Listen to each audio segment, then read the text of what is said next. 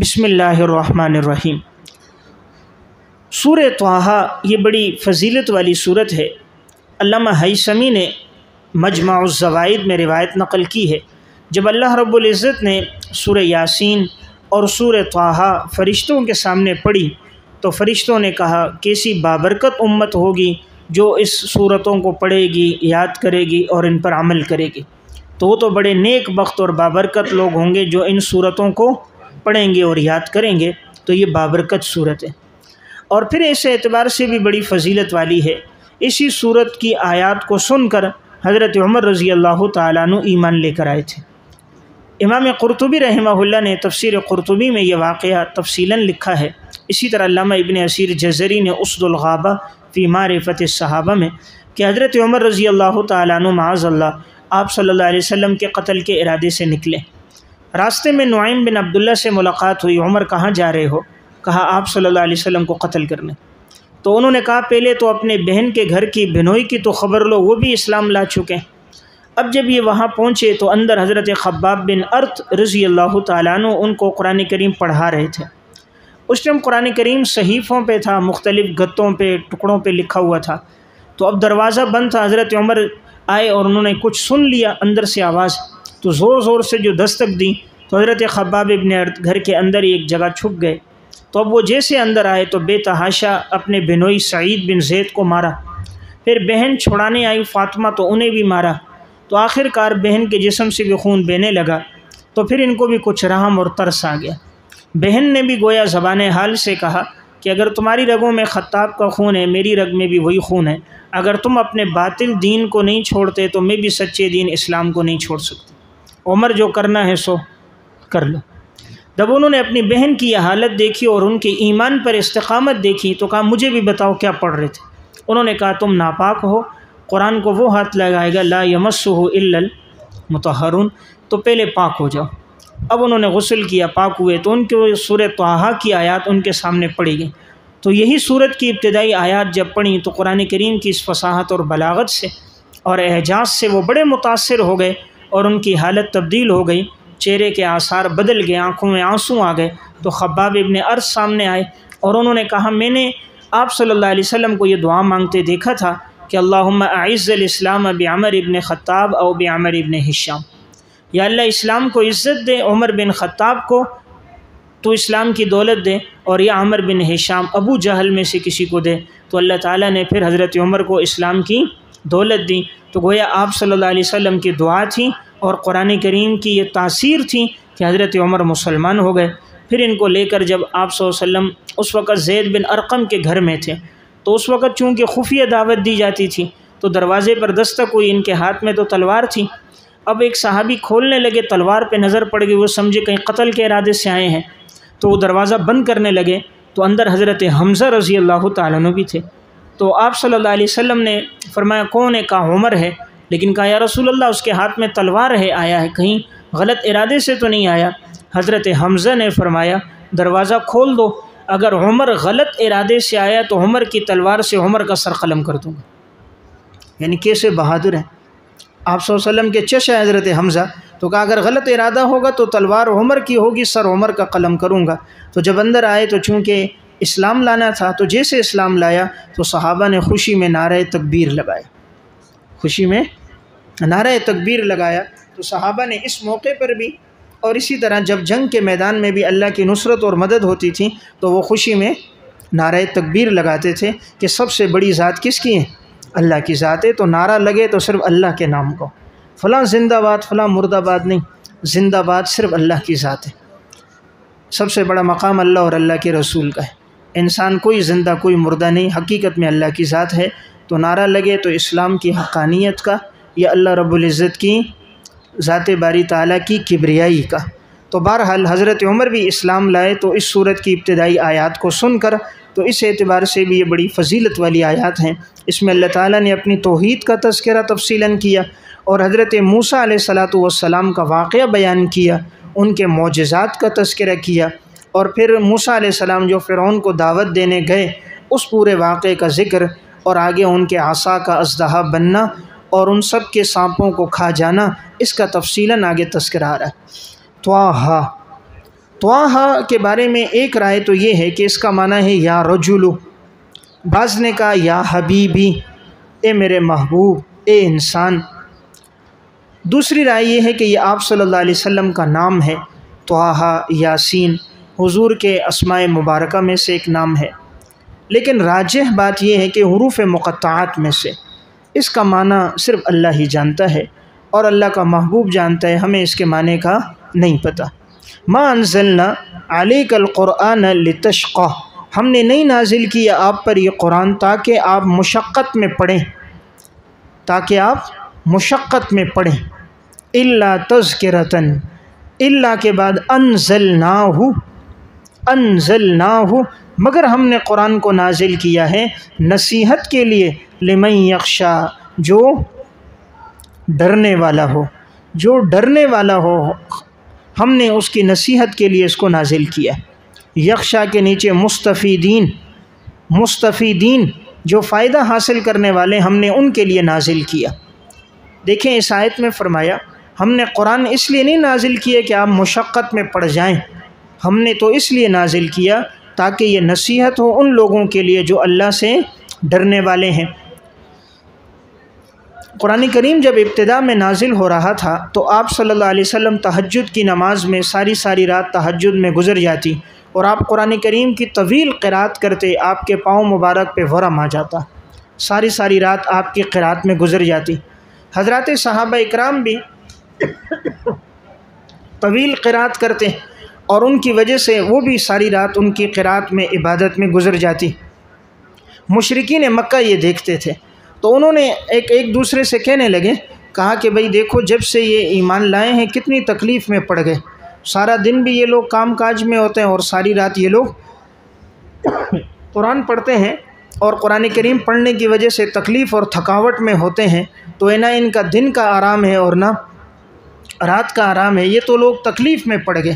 تو اللہ رب العزت نے یہ آیات نازل کی کہ ہم نے قرآن اس لیے نہیں نازل کیا آپ کو مشقت میں ڈالیں، بلکہ یہ تو نصیحت کے لیے، یعنی یہ مطلب تھا کہ اتنا پڑھو جتنا آپ کے لیے سہولت ہو، اپنے آپ کو تکلیف میں نہ ڈالو، سہولت کے ساتھ پڑھو۔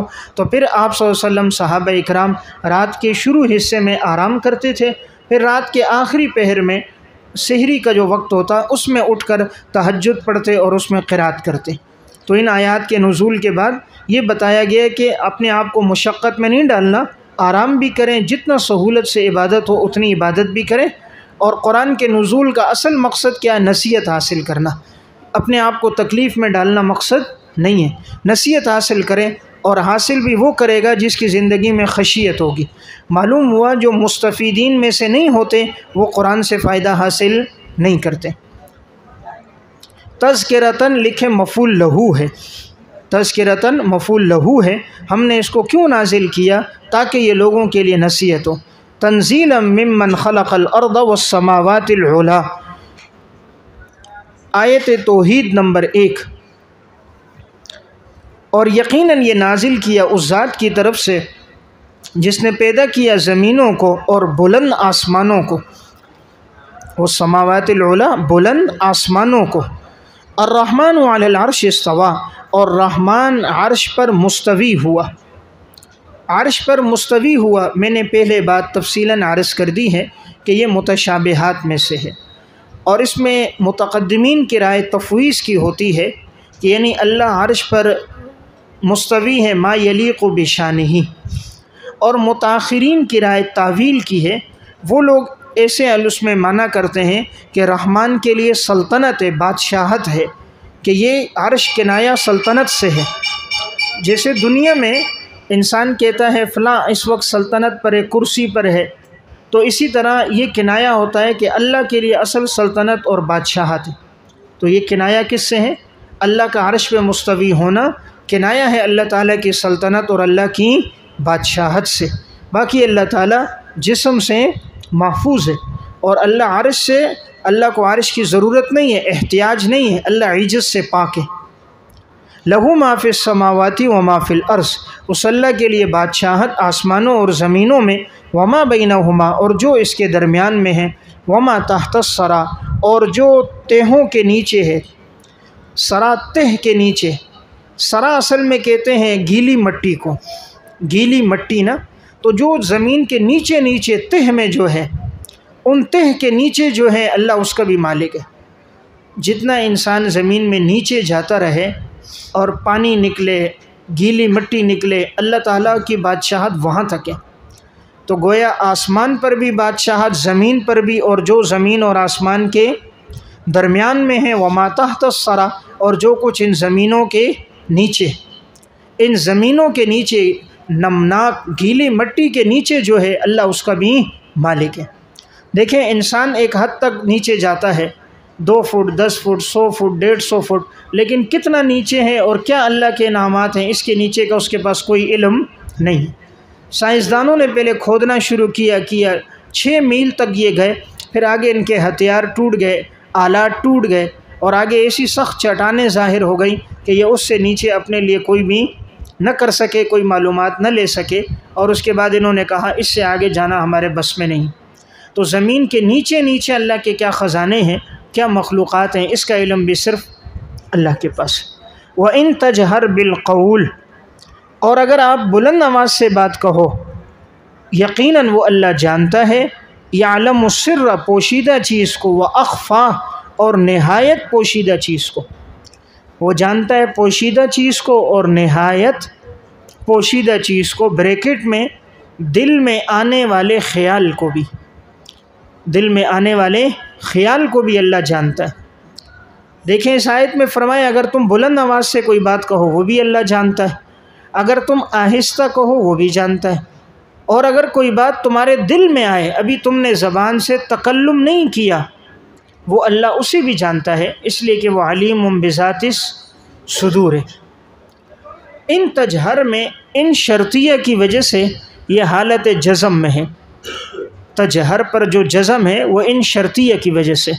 اللہ لا الہ الا ہو، نہیں ہے کوئی معبود سوائے اللہ کے، لہ الاسماء الحسنی، اور اس اللہ تعالیٰ کے نام ہیں اچھے اچھے، اللہ کے پیارے پیارے خوبصورت نام ہیں، تو تم اس اپنے رب کو پیارے پیارے ناموں سے پکارو۔ وَهَلْ أَتَاكَ حَدِيثُ مُوسَىٰ، اور کیا آپ تک پہنچی ہے موسیٰ علیہ السلام کی خبر؟ اِذْ رَأَىٰ نَارًا، جب موسیٰ علیہ السلام نے دیکھا ایک آگ کو، فَقَالَ لِأَهْلِهِمْ كُثُوا، تو انہوں نے اپنے گھر والوں سے کہا تم ٹھہرو، انی آنست نارا، یقیناً میں نے دیکھی ہے ایک آگ، لعلی آتیکم منہا بقبس، تاکہ میں لے آؤں اس آگ میں سے ایک انگارہ،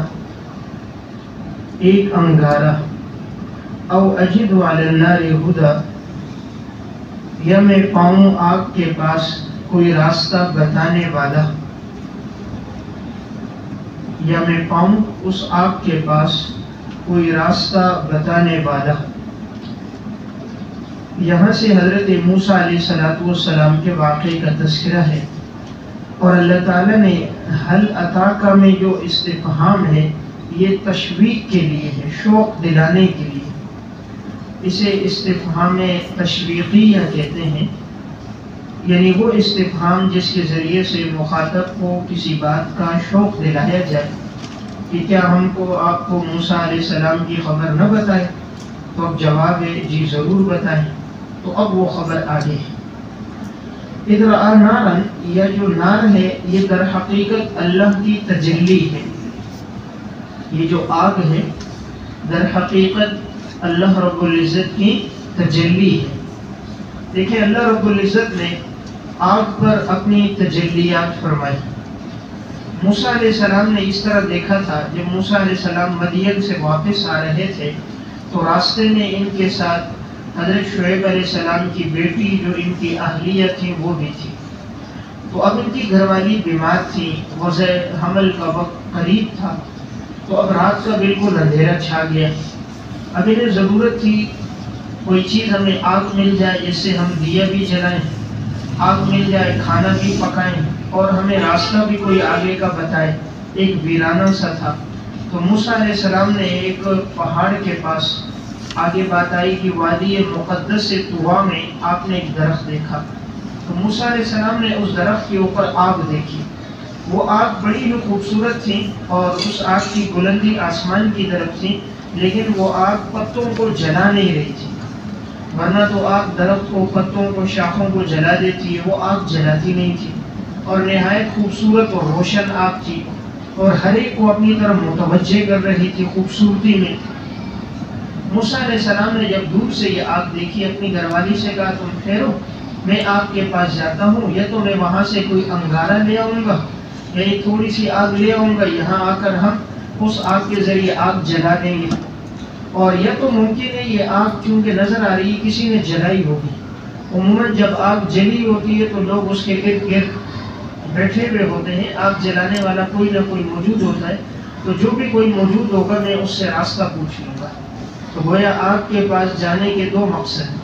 پہلا مقصد اس آگ میں سے آگ لے کر آؤں گا، اور اگر نمبر دو آگ کے پاس جو لوگ بیٹھے ہوئے ہوں گے ان سے ہم آگے کا راستہ بھی پتہ کر لیں گے.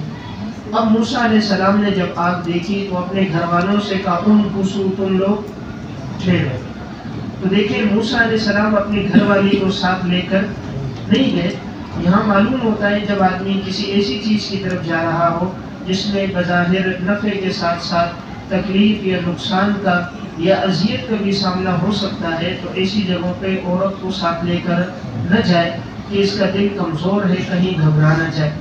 تو موسیٰ علیہ السلام خود جا رہے ہیں. پھر موسیٰ علیہ السلام نے جمع کا صیغہ استعمال کیا، تم ٹھہرو. اب یہ تو جمع کا استعمال ہونا گویا تعظیماً اور ادباً ہوتا ہے، اور یا ممکن ہے ساتھ کوئی خادم بھی ہوگا اور دیگر بھی ساتھ ہو سکتے ہیں، قافلے میں کچھ لوگ ہوں، اس اعتبار سے جمع کا صیغہ استعمال کیا ہو.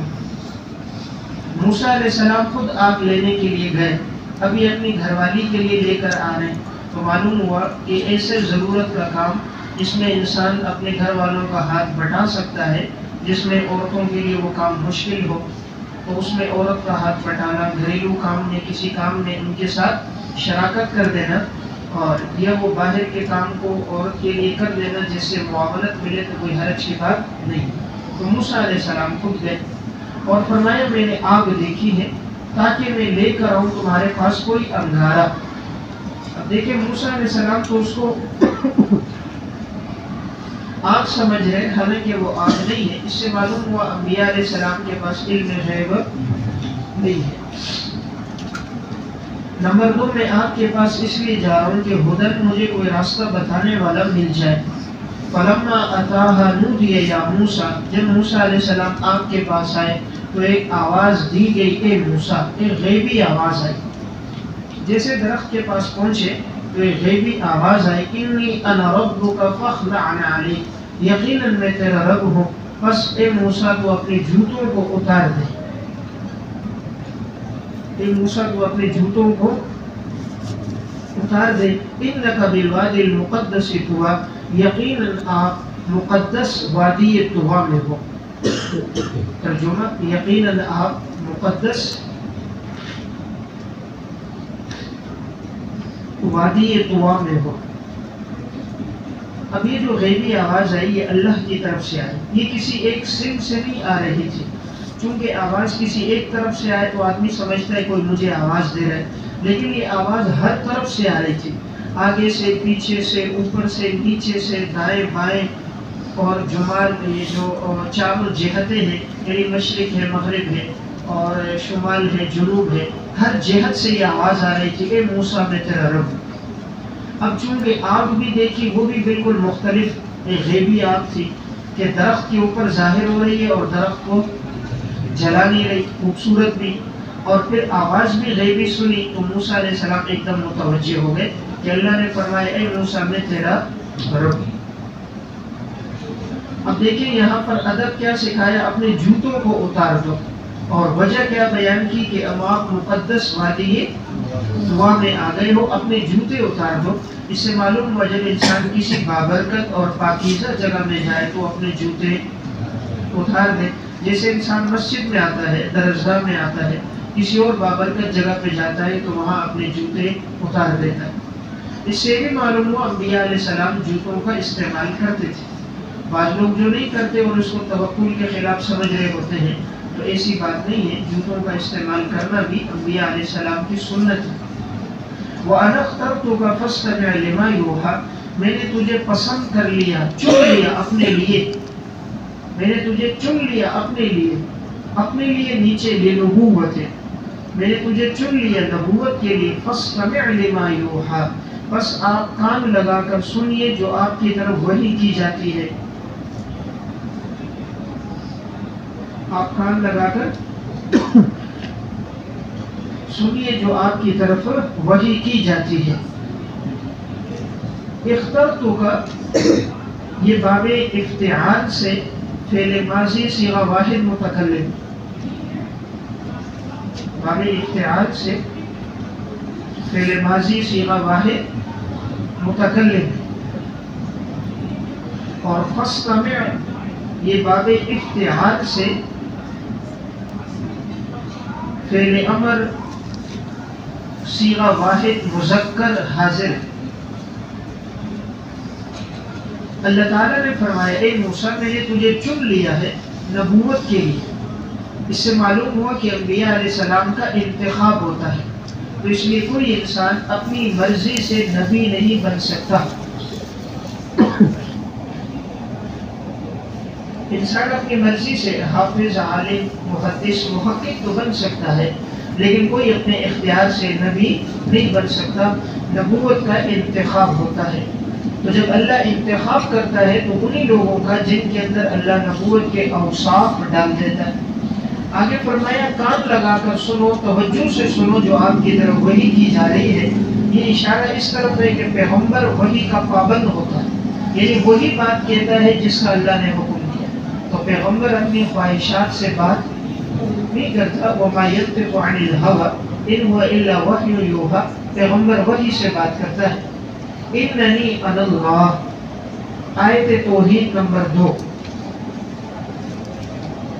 پہلے آیت توحید نمبر 1 کا تذکرہ گزرا تھا، یہاں سے توحید کی دوسری آیت ہے اور تشریح ہے وحی۔ آیت توحید نمبر 2 اور تشریح ہے وحی۔ یہ فرمایا نا کہ آپ کی طرف جو وحی ہو رہی ہے اس کو سنو، تو فرمایا یقیناً میں ہی اللہ ہوں، میں ہی تیرا رب ہوں۔ لا الہ الا انا، نہیں ہے کوئی معبود سوائے میرے۔ فاعبدنی، پس اے موسیٰ تم میری ہی عبادت کرو، اور تم نماز کو قائم کرو میری یاد کے لیے، تم نماز کو قائم کرو میری یاد کے لیے۔ دیکھیں یہاں پر سب سے پہلے توحید کا تذکرہ فرمایا کہ میں تمہارا رب ہوں، لہٰذا میرے علاوہ کوئی معبود نہیں، اور تم میری عبادت کرو۔ تو گویا اللہ کو بندے سے جو چیز سب سے زیادہ مطلوب ہے وہ ہے عبادت، اور عبادت میں سب سے زیادہ جو اللہ کے ہاں پسندیدہ ہے وہ نماز۔ اسی لیے نماز کا تذکرہ کیا کہ نماز کو قائم کرو میری یاد کے لیے۔ اس سے معلوم ہو جتنا انسان نماز کو قائم رکھتا ہے اتنا وہ اللہ کی یاد میں، اور جتنا آدمی نماز کو چھوڑ دیتا ہے اتنا وہ اللہ سے دور ہو جاتا ہے۔ ان الساعۃ آتیۃ، بیان قیامت۔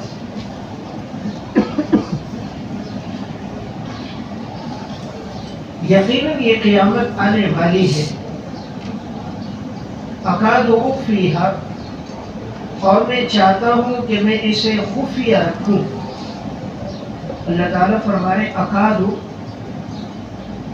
اخفیہا، میں چاہتا ہوں کہ میں اس کو مخفی رکھوں۔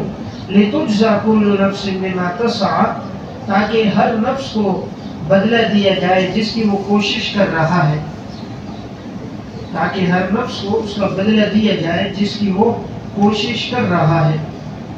تو لکھیں لتجزا کا تعلق آتیتن کے ساتھ ہے، آتیتن کے ساتھ۔ جب یہ قیامت آنے والی ہے، لیکن قیامت کے بارے میں یقینی علم ہم نے پوشیدہ رکھا ہے انسان سے۔ انسان کو نہیں بتایا قیامت کس دن آئے گی، کس سال، کس مہینے، کس تاریخ میں آئے گی، اللہ نے اس کو پوشیدہ رکھا۔ یہ علم صرف اللہ کے پاس ہے۔ تو ہم نے قیامت کے دن کو کیوں رکھا؟ تاکہ ہر انسان کو اس کے اعمال کا بدلہ دیا جائے۔ تو قیامت کے آنے کا مقصد یہ ہے۔ تو گویا اصل بدلہ قیامت کے دن ملے گا.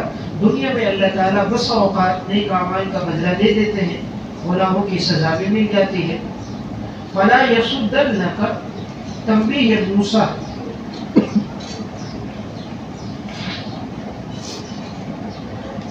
اور ہرگز تجھے نہ روکے، ہرگز تجھے نہ روکے بل لا یؤمن بہا، وہ شخص کہ جو نہیں ایمان لاتا اس پر. جو شخص قیامت پر ایمان نہیں لاتا تو ایسے لوگوں کی باتیں تجھے ہرگز نہ روکے. واتبع ہواہ، اور یقیناً جس نے پیروی کی خواہشات کی، جس نے پیروی کی خواہشات کی، فتردہ، ورنہ تو بھی ہلاک ہو جائے گا، ورنہ تو بھی ہلاک ہو جائے گا. یعنی پیروی نہ کرنا ان لوگوں کی کہ جو لوگ قیامت سے غافل ہیں اور جنہوں نے خواہشات کی پیروی کی، ورنہ فتردہ، ورنہ تو بھی ہلاک ہو جائے گا. یہاں پر فلا یصدن، یہ باب نصرہ سے فعل نہیں صیغہ واحد مذکر غائب ہے.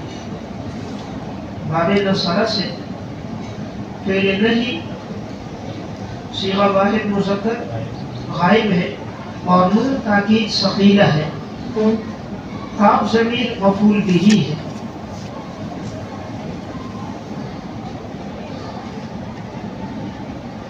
یہاں فرمایا کہ ان لوگوں کے پیچھے نہ چلنا جو لوگ قیامت سے غافل ہیں. اور یہ کیوں غافل ہو گئے؟ اس لیے کہ انہوں نے اپنی زندگی خواہشات میں گزاری. تو اگر آپ نے ان لوگوں کی بات مان لی تو نتیجہ یہ نکلے گا کہ آپ بھی ہلاک ہو جاؤ گے. لہذا اپنے آپ کو بچاؤ.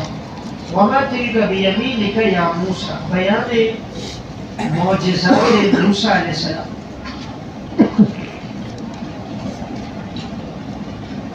آپ کے دائیں ہاتھ میں کیا ہے اے موسیٰ؟ قال ہی عصای، موسیٰ علیہ السلام نے کہا یہ میری لاٹھی ہے. اتوکأ علیہا، بیان منافع، بیان منافع.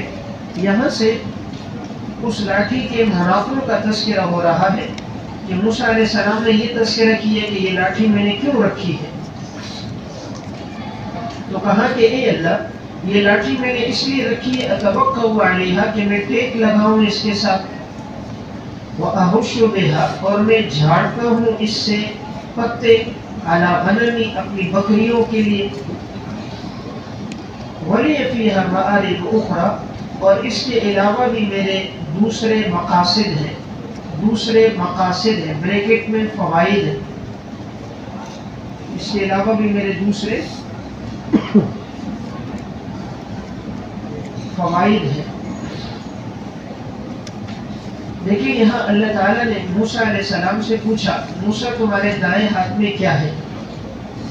یہ اس لیے پوچھا، ایک تو یہ اللہ رب العزت کا موسیٰ علیہ السلام سے ہم کلام ہونا تھا، اور دوسرا آگے اس لاٹھی کا معجزہ بننا تھا. تو اگر موسیٰ علیہ السلام سے یہ اس لیے پوچھا اس کو پتہ چل جائے کہ یہ لاٹھی ہے، کیونکہ آگے جب یہ سانپ بنے گی تو جب اللہ کہے گا اس کو نیچے پھینکو تو موسیٰ علیہ السلام یہ سمجھ سکیں گے کہ شاید ہو سکتا ہے رات کو جب میں نے راستے میں یہ اٹھائی تھی تو وہ سانپ ہی اٹھایا، تو سانپ ہی اٹھایا اور ابھی میں نے پھینکا تو وہ سانپ بن گیا. تو اللہ نے پہلے توجہ دلا دی موسیٰ دیکھ کیا ہے. تو جب دیکھی یا اللہ یہ تو لاٹھی ہے، اب آگے معجزہ ظاہر ہوگا. تو اس میں نقطہ یہ تھا تاکہ پتہ چل جائے کہ یہ لاٹھی ہی آپ نے اٹھائی ہے، کوئی سانپ نہیں اٹھایا. اب موسیٰ علیہ السلام نے لاٹھی اٹھائی بیمینک، کس ہاتھ میں؟ دائیں ہاتھ میں. اس سے پتہ چلتا ہے جو بھی بابرکت، باعزت، معزز کام ہو وہ دائیں ہاتھ سے ہونا چاہیے. جو بھی اچھا کام ہو وہ دائیں جہت اور سمت سے ہونا چاہیے. اللہ تعالیٰ نے موسیٰ علیہ السلام کو نام لے کر پکارا اے موسیٰ. یہ انداز محبت ہے. ارے موسیٰ تمہارے ہاتھ میں کیا ہے؟ موسیٰ علیہ السلام نے کہا حضرت میرے ہاتھ میں لاٹھی. اب یہاں لاٹھی ہے، آگے دیکھیں بات کو لمبا کر دیا. حالانکہ اتنی بات کافی تھی، کیا ہے تو جواب ہوتا صرف میرے ہاتھ میں لاٹھی. موسیٰ علیہ السلام نے آگے 3 باتیں بیان کی. نمبر 1 میں اس لاٹھی پہ ٹیک لگاتا ہوں. نمبر 2 میں اپنی بکریوں کے پتے جھاڑتا ہوں. اور نمبر 3 اس کے علاوہ اور بھی میرے لیے اس میں بہت سے فائدے ہیں۔ اور فائدے کیا ہے؟ مثلا لاٹھی کو جیسے آپ نے دیکھا لوگ سامان لٹکاتے ہیں، لاٹھی کندھے پہ رکھ دی اور پیچھے سامان اس پہ لٹکا دی، یہ بھی فائدہ ہے۔ اور یہ بھی فائدہ ہے کہ لاٹھی کے ذریعے انسان درندوں کو، جانوروں کو، کتوں کو بھی اپنے سے دور کرتا ہے۔ کوئی بھی درندہ آ گیا لاٹھی سے مارا، یہ بھی فائدہ ہے۔ یہ بھی فائدہ انسان لاٹھی کے ذریعے سے بوجھ دے کر پہاڑ پہ، اونچی جگہ پہ بھی چڑھ رہا ہوتا ہے۔ تو گویا اللہ نے اس کے بہت سے فائدے رکھے ہیں۔ تو ایک پتہ چلا کہ لاٹھی رکھنا انبیاء علیہ السلام کی سنت ہے، اس لیے حضرت موسیٰ علیہ السلام نے بھی رکھی اور جناب رسول اللہ صلی اللہ علیہ وسلم نے بھی رکھی۔ تو لاٹھی انبیاء علیہ السلام کی سنت ہے۔ تو لاٹھی اور ہتھیار انبیاء علیہ السلام نے رکھے ہیں۔ انگریز نے ہمارے ہاتھ سے ہتھیار لے کے بلہ اور موبائل دے دیے، بولا ایک ہاتھ میں پکڑو بلہ، دوسرے میں لے لو موبائل، اور ہتھیار کو بولا یہ دہشت گردی، حالانکہ ہتھیار اصل سنت ہے۔ تو انبیاء علیہ السلام بھی ہتھیار رکھتے تھے، اور قرآن کریم میں بھی جب نماز کا تذکرہ ہو رہا ہے صلاۃ الخوف کا، تو ہتھیار صحابہ کے پاس ہے، ہتھیار انہوں نے گلوں میں لٹکائے ہوئے ہیں۔ تو جب ہتھیار ہوگی تو دشمن کو پتہ چلے گا اس بات کا کہ بھئی اس کے پاس ہتھیار ہے، وہ نقصان نہیں دے گا۔ اب چوروں کے ہاتھ میں ہتھیار دے دیے اور دوسروں کو کہہ دیے کہ تم استعمال کرو۔ یہ وہی بات ہے کہ شیخ سعدی رحمۃ اللہ علیہ بھاگ رہے، کتے پیچھے لگے، تو حضرت آگے آگے ہے اور کتے پیچھے پیچھے ہے۔ تو اب وہ دیکھ رہے کوئی چیز ملی نہیں، تو اس کو پتھر کو نکال رہے تھے، اور وہ پتھر بھی مٹی کے اندر پھنسا ہوا تھا۔ انہوں نے بڑی زور لگایا، وہ پتھر نہ نکلا، تو کہا پتھروں کو باندھ دیا، کتوں کو چھوڑ دیا۔ وہی ہے، دشمن کے ہاتھ میں ہتھیار دے دیے، چور، ڈکیت، لٹیرے، قاتل، اور دوسروں کو کہا تم استعمال نہ کرو۔ تو اگر کوئی قانون کی رعایت رکھتے ہوئے لائسنس بنا کر استعمال کرے، رکھے، تو اس کے ذریعے اس کی حفاظت ہے۔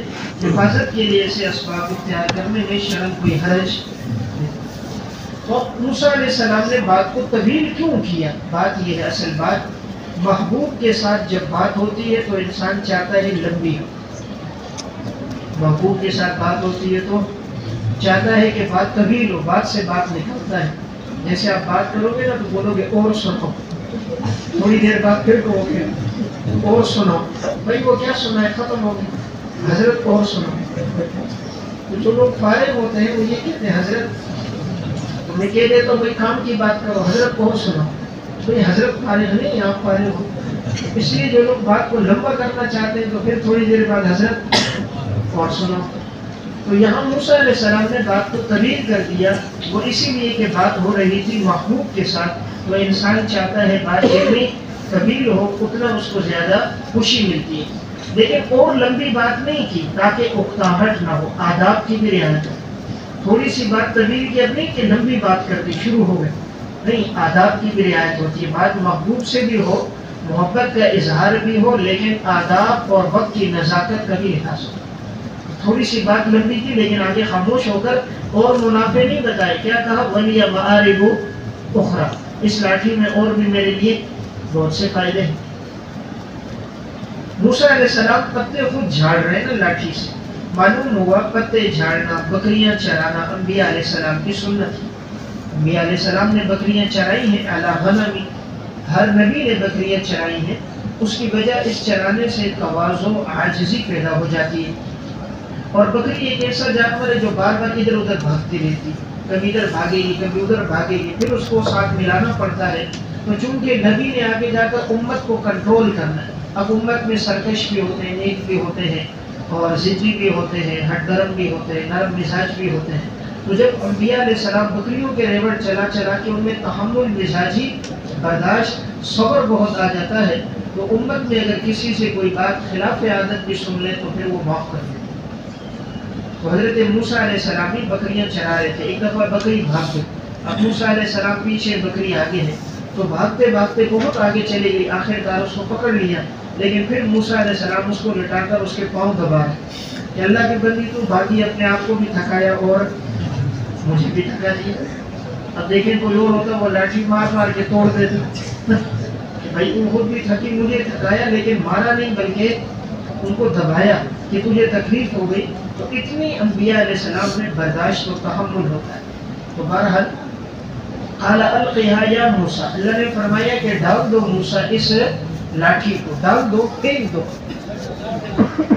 فَأَلْقَاهَا فَإِذَا هِيَ حَيَّةٌ تَسْعَىٰ، پس جیسے ہی اس کو ڈال دیا تو وہ ہو گیا سانپ اور دوڑنے لگا، دوڑتا ہوا سانپ ہوا، دوڑتا ہوا. قال، اللہ رب العزت نے کہا خذھا ولا تخف، موسیٰ اس کو پکڑ لو اور مت ڈرو، پکڑ لو مت ڈرو. سنعیدها سیرتها الاولی، ہم لوٹا دیں گے اس کو پہلی حالت میں، ہم لوٹا دیں گے اس کو پہلی حالت میں. دیکھیں موسیٰ علیہ السلام نے لاٹھی ڈالی اور اللہ نے اس کو اژدہا بنا دیا. تو یہی لاٹھی ہے، جب یہ پتھر پہ لگی تو اللہ نے 12 چشمے جاری کر دیے. یہی لاٹھی ہے، جب دریا پہ ماری تو اللہ نے دریا میں راستے بنا دیے. اور یہی لاٹھی ہے کہ جس سے پتے بھی جھاڑ رہے، اور یہی لاٹھی ہے جسے نیچے پھینکا تو اس سے اژدہا بھی بن گیا. اب اژدہا جب بنا تو وہ دوڑنے لگا. اب بے جان چیز سے اللہ نے جاندار چیز پیدا کر دی. لاٹھی بے جان ہے اور سانپ جاندار ہے. اب سانپ کو اللہ نے کیوں پیدا کیا؟ اللہ کی تو مخلوقات اور بھی بہت سی تھی، اللہ کسی اور کو پیدا کر دیتا. سانپ اس لیے کہ اس دور میں جادو کا چرچا تھا، اور فرعون کے بہت سارے حوالی تھے، سارے جادوگر تھے، اور وہ اپنے کرتب اسی طرح دکھاتے تھے. یعنی اپنی رسیوں کو ڈالتے، ان کو سانپ بناتے، سانپوں کے ذریعے سے کرتب دکھاتے. تو چونکہ اس دور میں رواج اسی چیز کا تھا تو معجزہ بھی اسی چیز میں ظاہر ہوا. اب جب آگے بات یہ سب نے اپنے اپنے جب رسیاں ڈالی اور وہ اژدہے بن گئے تو موسیٰ علیہ السلام نے بعد میں ڈالا. پہلے ان کو کہا تم ڈالو. جب سب کے آ گئے اب موسیٰ علیہ السلام نے ڈالا. اس کی وجہ یہ تھی کہ اگر پہلے ڈالتے تو اب وہ لوگ بعد میں ڈالتے تو موسیٰ علیہ السلام کا جو اژدہا تھا وہ بظاہر چھپ جاتا، تو کوئی کہتا یہ تو میرا والا ہے. جب باطل کو پہلے موقع دو وہ دلیل پیش کرے، حق بعد میں آئے گا. اور جب حق آئے گا تو جاء الحق وزهق الباطل ان الباطل كان زهوقا. سب نے جب لاٹھیاں ڈالی وہ بن گئی. اب موسیٰ علیہ السلام نے جیسے ڈالی تو وہ ایک بڑا اژدہا بنا اور اس نے سب کو نگل دیا. اب یہ دوڑتا ہوا جاتا تھا، جو سامنے آتا تھا اس کو نگل لیتا تھا. تو نظر آ رہا تھا کہ یہ وہی اژدہا ہے جو موسیٰ علیہ السلام کا.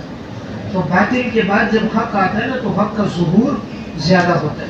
تو یہاں بھی یہ دوڑنے لگا. اللہ نے فرمایا موسیٰ ڈرو نہیں، خذھا ولا.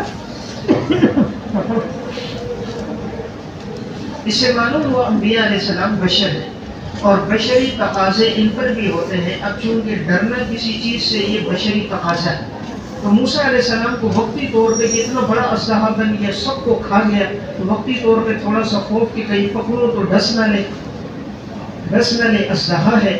تو اس لیے اللہ نے کہا ڈرو مت. پتہ چلا انبیاء علیہ السلام بھی بشر ہیں اور بشری تقاضے انبیاء علیہ السلام میں بھی ہوتے ہیں. جیسے آپ نے فرمایا انما انا بشر انسى كما تنسون واذا نسيت فذكروني، میں بشر ہوں جیسے تم بشر ہو، میں بھول جاتا ہوں جیسے تم بھولتے ہو، اور اگر میں بھول جاؤں تو تم مجھے نہ دلاؤ. اللہ تعالیٰ نے فرمایا موسیٰ لا تخف، ڈرو. ایک ہے خوف، ایک ہے حزن.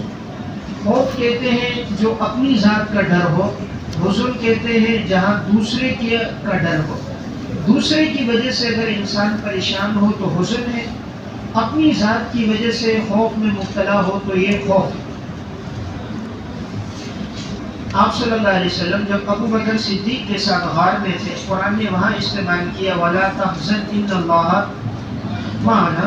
وہاں دیکھیں حزن کا لفظ آیا کہ صدیق اکبر کو اپنا ڈر نہیں تھا، ان کو آپ صلی اللہ علیہ وسلم کا تھا کہیں دشمن پیچھے ہوا ہمیں دیکھ نہ لے، اس لیے حضور نے تسلی دی تم میرے بارے میں پریشان نہ ہو. اسی طرح اب آگے موسیٰ علیہ السلام کی والدہ کا تذکر آئے گا. جب حکم یہ ہوا کہ تم موسیٰ علیہ السلام کو ایک صندوق میں ڈالو اور اللہ اس کو تمہارے پاس واپس لوٹائے گا اور اس کا تم غم نہ کرو. آگے آ رہا ہے فَرَجَعْنَاكَ إِلَىٰ أُمِّكَ كَيْ تَقَرَّ عَيْنُهَا وَلَا تَحْزَنَ. اب موسیٰ علیہ السلام کی والدہ کو اپنا غم نہیں تھا بلکہ موسیٰ علیہ السلام کا غم تھا کہ اگر میں نے اس طرح اس کو ڈال دیا تو کہیں ایسا نہ ہو یہ صندوق میں بھر نہ جائے. تو اللہ نے فرمایا تو موسیٰ کی وجہ سے پریشان اور غمگین نہ ہو. تو یہاں میں نے یہ بات عرض کی کہ عموماً خوف کا اطلاق ہوتا ہے اپنے ذاتی خوف پر، یہاں بھی ذاتی خوف تھا. اس سے یہ بات بھی معلوم ہوئی کہ معجزہ نبی کا فعل نہیں ہوتا، اللہ کا فعل ہوتا ہے. معجزہ نبی کا فعل نہیں ہوتا بلکہ اللہ کا ہوتا ہے. اگر نبی کا فعل ہوتا تو موسیٰ علیہ السلام نہ ڈرتے. موسیٰ علیہ السلام پہ ڈرنا بتا رہا ہے کہ معجزہ اللہ کا فعل ہوتا ہے، نبی کے ہاتھ پر صادر ہوتا ہے. صرف نبی کی نبوت کی صداقت کے لیے المعجزۃ فعل للہ تعالی دل علی صدق نبی، فعل اللہ کا ہے، نبی کے ہاتھ پر اس کی صداقت کے لیے ہوتا ہے. اللہ تعالیٰ نے فرمایا تم ڈرو نہیں، ہم اس کو لوٹا دیں گے پہلی والی حالت میں، سیرتہ الاولی. دیکھیں اللہ رب العزت قادر ذات ہے کہ بے جان سے جاندار پیدا کیا اور کہا اب دوبارہ ہم اس جاندار کو بے جان بھی کر دیں. یہ پہلا معجزہ تھا. وَاصْبُغْ يَدَكَ دوسرا معجزہ. اور آپ ملاؤ اپنے ہاتھ کو اِلیٰ جَنَاحِكَ اپنے بغل کے ساتھ، اپنے ہاتھ کو اپنے بغل کے ساتھ. تخرج بیضاء نکلے گا چمکتا ہوا، آپ کا ہاتھ نکلے گا چمکتا ہوا، من غیر سوء بغیر کسی بیماری کے، بغیر کسی بیماری کے. آیۃ اخری یہ دوسری نشانی ہے، یہ دوسری نشانی ہے. دیکھیں یہ دوسرا معجزہ تھا کہ اللہ تعالیٰ نے فرمایا موسیٰ تم اپنے ہاتھ کو اپنے بغل میں ڈالو. اب انہوں نے جیسے اپنا ہاتھ اپنے بغل میں ڈالا اور جیسے ہی وہ باہر نکالا تو وہ تخرج بیضاء، جیسے ہاتھ نکلا تو وہ ہاتھ چمکتا ہوا نکلا. دیکھیں عموماً انسان کی جو بغل ہوتی ہے وہ روشن نہیں ہوتی، باقی جسم پھر بھی خوبصورت ہوگا، روشن ہوگا، لیکن انسان کی بغلیں اتنی روشن نہیں ہوتی. لیکن آپ صلی اللہ علیہ وسلم کا حسن ایسا تھا، صحابہ اکرام کہتے جب آپ سجدے میں گئے ہم نے آپ کی بغلیں دیکھی، جس طرح استسقاء میں آپ نے دعا کی تو ہاتھ اوپر اٹھائے تو ہم نے آپ کے بغلوں کی سفیدی کو دیکھا. تو جب آپ کی بغلیں اتنی روشن تھی تو بقیہ جسم تو بطریقے روشن. تو اب یہاں موسیٰ علیہ السلام کو کہا بغل میں ہاتھ ڈالو. اب ہاتھ وہاں ڈالے تو بظاہر تو بغل میں تعفن ہوتا ہے، بدبو ہے، پسینہ ہے. آج تم ہفتوں نہاتے نہیں، کسی کو بغل سنگائے بے ہوش ہو جائے گا. تو اب ایسی جگہ سے ہاتھ کا روشن نکل جانا یہ خلاف عادت ہے، عادت کے برخلاف ہے. تو جیسے ہاتھ ڈالا تو ایک دم ہاتھ روشن ہو گیا، لیکن یہ روشن من غیر سوء بغیر کسی بیماری کے. یعنی اب کوئی یہ نہ سمجھے کہ کوئی بیماری ہے، کوئی وجہ ہے، اس وجہ سے یہ بظاہر چمک رہا ہے، ہاتھ سفید ہے، تو بغیر بیماری کے اللہ نے اس کو چمکتا ہوا کیا. آیت اخری یہ دوسری نشانی، یعنی دوسرا معجزہ ہے. دوسری نشانی کیا مانا؟ آیت اخری یہ موصوف صفت مل کر یہ تخرج کی ضمیر سے حال ہے. تخرج میں ضمیر ذوالحال ہے. آیت اخری یہ موصوف صفت مل کر اس کے لیے حال ہے. اس کے بعد اب معذوف ہے فعلنا ذالک. فعلنا ذالک یہ سب کچھ ہم نے کیوں کیا؟ لنریک من آیاتنا الکبری تاکہ ہم آپ کو دکھائیں اپنی بڑی بڑی نشانیاں، تاکہ ہم آپ کو دکھائیں اپنی بڑی نشانیاں. اذهب الى فرعون انه طغى اور آپ فرعون کے پاس جاؤ، یقیناً اس نے بڑی سرکشی کی ہے. بڑی سرکشی کی ہے، بریکٹ میں لکھے حد سے آگے نکل گیا. حد سے دیکھیں سرکشی یہ تھی کہ فرعون نے ربوبیت کا دعویٰ کر دیا. اب یہ اتنا آگے بڑھ گیا، اتنا حد سے نکل گیا کہ اس میں خدا ہونے کا دعویٰ کر دیا. موسیٰ علیہ السلام نے قال رب اشرح لی، درخواست موسیٰ درخواست موسیٰ علیہ السلام نے درخواست کی کہ اے اللہ تو کھول دے میرا سینہ. تو لکھیں اس میں 5 درخواستیں ہیں، 5 معروضات ہیں، اللہ سے 5 دعائیں ہیں. سب سے پہلی دعا کیا ہے؟ اے اللہ تو کھول دے میرا سینہ. بریکٹ میں لکھیں مجھے ہمت عطا فرما اور مجھے حوصلہ عطا فرما. سینہ کھول دے یعنی مجھے ہمت اور حوصلہ عطا فرما. تو چونکہ فرعون اور اس کے درباری حواری ان کی بہت بڑی جماعت ہے، اب اس کے مقابلے میں ایک پیغمبر کا اکیلے تنہے تنہا جانا بہت مشکل کام ہے. اس لیے کہا یا اللہ تم میرے سینے کو کھول دے تاکہ میں ہمت کے ساتھ، حوصلے کے ساتھ، قوت کے ساتھ اس کے سامنے بات کروں. وَيَسِّرْ لِي أَمْرِي نمبر 2، اور اے اللہ تو میرے لیے میرا معاملہ آسان کر دے.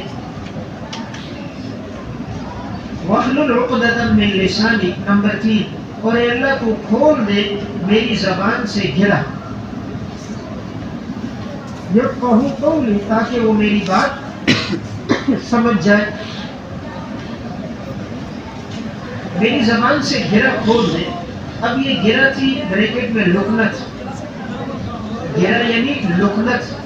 یا اللہ تو میری زبان سے یہ لکنت ختم کر دے. موسیٰ علیہ السلام کے بچپن کے دور میں یہ لکنت ہوئی. اس کا سبب یہ تھا، تفسیر قرطبی تفسیر مظہری میں ایک واقعہ ہے. موسیٰ علیہ السلام نے ایک موقع پر فرعون کو یوں داڑھی سے پکڑ کے کھینچا اور ایک دفعہ اس کے منہ میں تھپڑ بھی مارا. بچے تھے، ایک دفعہ ہاتھ میں لاٹھی تھی تو یوں کھیل رہے تھے، مار رہے تھے تو فرعون کے سر پہ بھی ماری. فرعون سمجھ گیا کہیں وہ بچہ تو نہیں ہے جس کے بارے میں ہمیں کہا گیا تھا وہ آپ کی سلطنت کے لیے خطرہ ہے. تو 20,000 بچوں کو تو قتل کیا، کہیں یہ وہی نہ ہو. تو اس لیے اس نے اپنی بیوی حضرت آسیہ سے کہا کہ مجھے لگتا ہے یہ وہی ہوگا اور یہ ہمارے لیے خطرہ ہوگا، قتل کر رہا. بیوی نے کہا بھائی یہ تو بچہ ہے، بچے کے ہاتھ میں جو چیز آتی ہے وہ مارتا ہے اور بچہ جس چیز کو دیکھتا ہے پکڑ لیتا ہے، ایسی بات نہیں. اب اس نے کہا نہیں مجھے ڈر ہے یہ وہی بچہ ہوگا. تو اب اس نے ایسا کیا کہ ایک پلیٹ میں انگارے رکھے، ایک میں پھول رکھے اور موسیٰ علیہ السلام کے پاس کر دیے. موسیٰ علیہ السلام تو بچے تھے، اب چونکہ بظاہر پھول خوبصورت ہے تو ہاتھ اس طرف بڑھنے لگا تو جبرائیل علیہ السلام نے ہاتھ انگارے کی طرف کر دیا تاکہ اس کا شب دور ہو جائے فرعون کا. تو وہ انگارہ لے کر موسیٰ علیہ السلام نے ایک دم جو منہ پہ ڈالا تو زبان پہ وہ لگا تو اس کے زبان میں کچھ لکنت. اب فرعون کو تھوڑی تسلی ہو گئی کہ یہ وہ بچہ نہیں ہے. اگر وہ بچہ ہوتا تو یہ اپنے منہ میں انگارہ نہ ڈالتا. اس لیے اب اس نے کہا شاید یہ وہ بچہ نہیں. تو اس لیے زبان میں وقتی طور پہ یہ لکنت آ گئی تھی. تو موسیٰ علیہ السلام یہ دعا کر رہے ہیں کہ یا اللہ اس گرہ کو کھول دے، یعنی میری لکنت کو ختم کر تاکہ لوگ میری بات سمجھیں.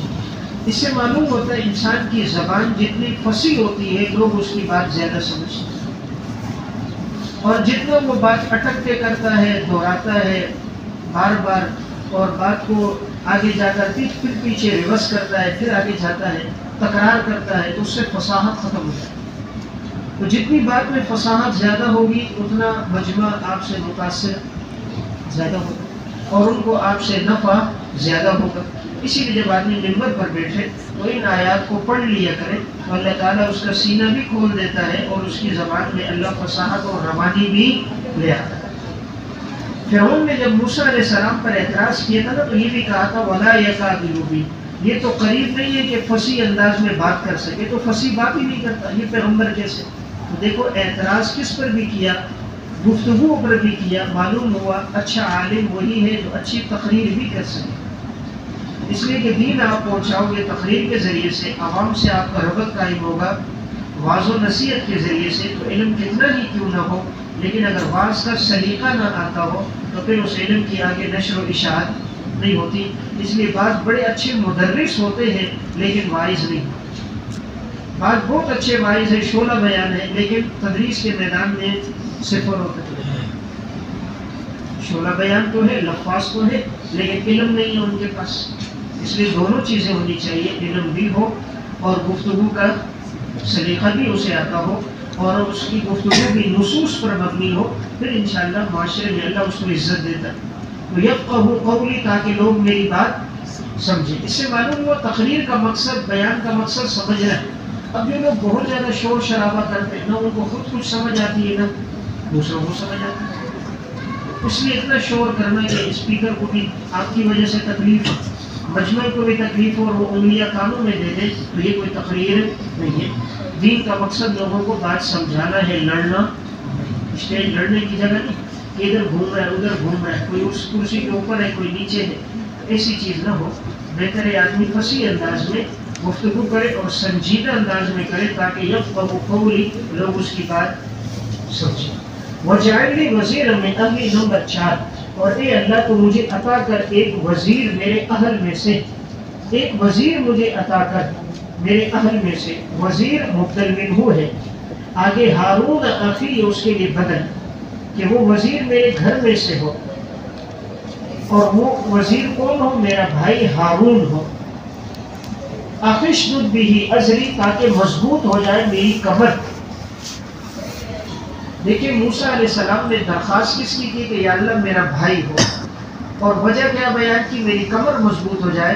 تو جن کے بھائی ہوتے ہیں ان کی کمر مضبوط ہوتی ہے کہ بھائی مشکل موقع پر کام آتے ہیں، باقی دوست احباب ساتھ چھوڑ دیتے ہیں۔ دوسری بات، انہوں نے انتخاب بھائی کا کیوں کیا؟ خونی رشتہ جو ہوتا ہے وہ ہمیشہ لحاظ رکھتا ہے، تو معلوم ہو اگر اپنا بھائی، چچا، بیٹا اہل ہو تو اس کو اپنے ساتھ رکھنا چاہیے، اہل ہو۔ ہم تو نہ اہل کو نہیں، اب مثلاً بیٹا نہ اہل ہے، آتا کچھ نہیں ہے، اس کو امامت کے شعبے میں، نیابت کے شعبے میں اس میں رکھ رہا ہے، حالانکہ وہ نہ اہل ہے، بڑے اہل موجود ہیں، تو نہ اہل کو ساتھ رکھنا یہ تو ٹھیک نہیں ہے۔ اہل اگر ہو، صلاحیتیں موجود ہو، پھر اسے کوئی ساتھ رکھتا ہے تو اس کا فائدہ ہوتا ہے کہ وہ جس درس کے ساتھ اور جس فکر مندی سے وہ اس کام کو کرے گا کوئی اور نہیں کرے گا۔